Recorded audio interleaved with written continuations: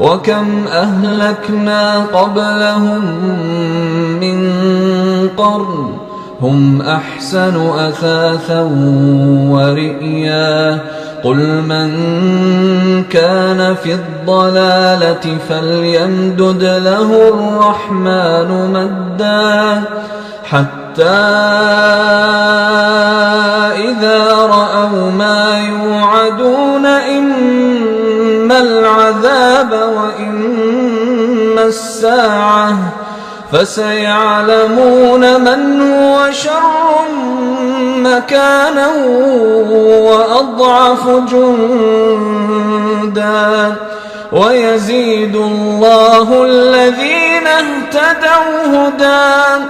والباقيات الصالحات خير عند ربك ثوابا وخير مردا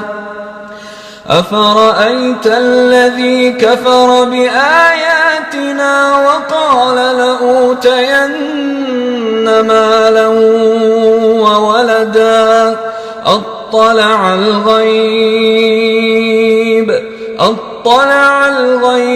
أم اتخذ عند الرحمن عهدا كلا سنكتب ما يقول ونمد له من العذاب مدا ونرثه ما يقول ويأتينا فردا واتخذوا من دون الله آلهة ليكونوا لهم عزا كلا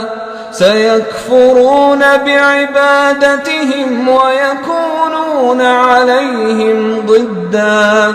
ألم تر أنا أرسلنا الشياطين على الكافرين تؤزهم أزا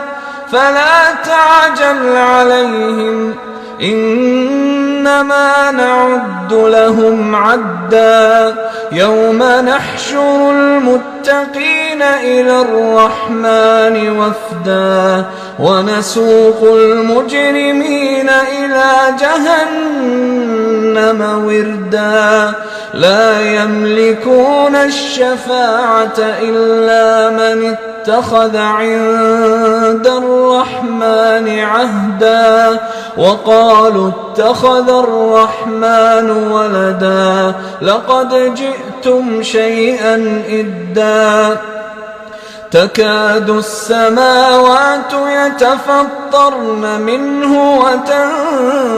وتنشق الأرض وتخر الجبال هدا أن دعوا للرحمن ولدا وما ينبغي للرحمن أن يتخذ ولدا إن كل من في السماوات والأرض إلا آتي الرحمن عبدا لقد أحصاهم وعدهم عدا وكلهم آتيه يوم القيامة فردا.